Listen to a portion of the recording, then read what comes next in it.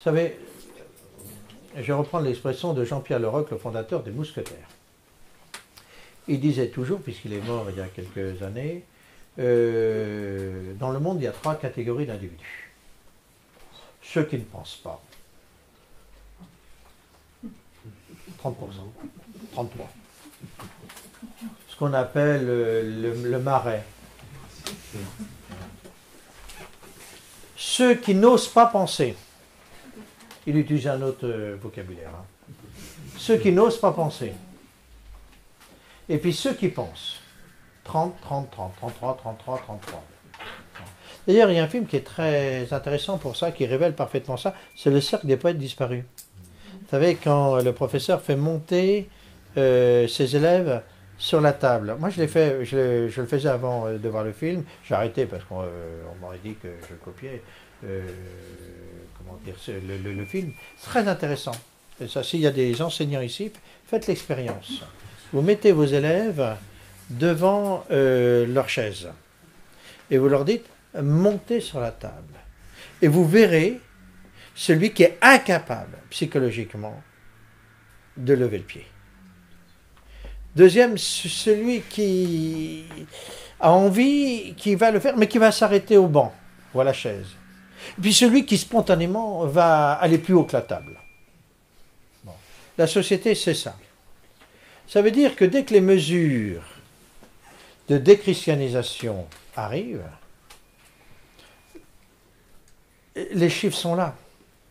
C'est-à-dire le tiers. Vous savez, une révolution de la nature de la Révolution française a été faite par une extrême minorité. La révolution qui a été faite dans le monde soviétique par une extrême petite minorité. La révolution faite dans le national-socialisme par une extrême petite minorité, etc. C'est toujours l'extrême petite minorité qui le fait, c'est le tiers. Bon. Puis les autres, dans le village, là, les gens, là, demain, ils vont découvrir qu'ils ont changé de nom en voyant le nouveau nom sur la pancarte de la commune. Ils ne vont pas comprendre ce qui est arrivé. Et ils n'ont pas compris, c'est parce qu'ils n'ont pas compris qu'on en est arrivé là, et qu'ils se sont laissés faire, et qu'ils ont fait confiance à leurs élites. C'est comme les élèves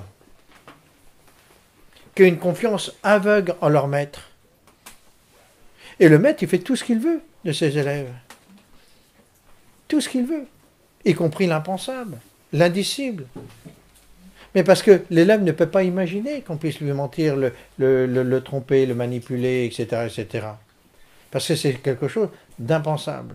Et quand on voit la manière dont on sélectionne les profs et comment on les sélectionne, on parlait tout à l'heure avec un ancien professeur d'université de Montpellier, hein, quand on sait ça, vous ne pouvez pas passer à travers le maillage. Si vous n'êtes pas de gauche ou une carte truc, vous avez très peu de chance dans les sciences molles d'être prof à l'heure actuelle. C'est quasiment impossible. Bon. Dans le monde journalistique, pareil, etc. etc. Hein, dans le monde politique aussi. Bon. Donc voilà, donc à l'époque c'est la même chose. Hein? Donc il y a celui, je sais que je ne connais pas bien l'histoire, mais il y a celui qui, par exemple, aux reliques de Marguerite Marie, prend conscience qu'on va faire ce qu'on a fait à Sainte-Geneviève, par exemple, qu'on va les balancer dans la Seine, et elles ont disparu. Bon. Là, en l'occurrence, il y a quelqu'un qui va avoir cet acte de courage incroyable, je ne connais pas l'histoire, hein, qui va prendre et qui va la préserver, et qui va la restituer par la suite. Lui, c'est un homme ou une femme extrêmement courageuse. Je pense à mes arrière-grands-parents, lorsqu'on est venu nationaliser l'église de la Chapelle-de-Vasmer, avec leurs amis, ils sont allés la veille prendre tous les objets cultuels.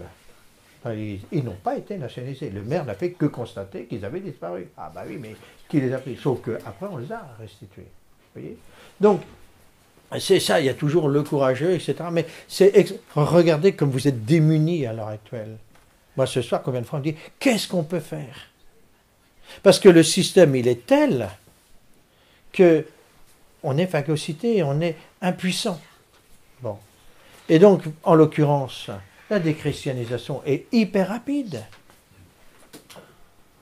Et, vous savez, c'est le curé d'Ars qui explique ça. Hein. Retirez Dieu et on aimera des bêtes. Hein, on adorera des bêtes. C'est ce qui se passe. Regardez ce qui se passe à l'heure actuelle. C'est invraisemblable. Que les habitants acceptent, que même des maires imaginent détruire le cœur palpitant du village qu'est l'église, qui est toute l'identité, l'histoire, l'essence, non seulement du village, mais de notre civilisation. Et qu'on se donne les moyens pour le détruire, et que les gens ne réagissent même pas.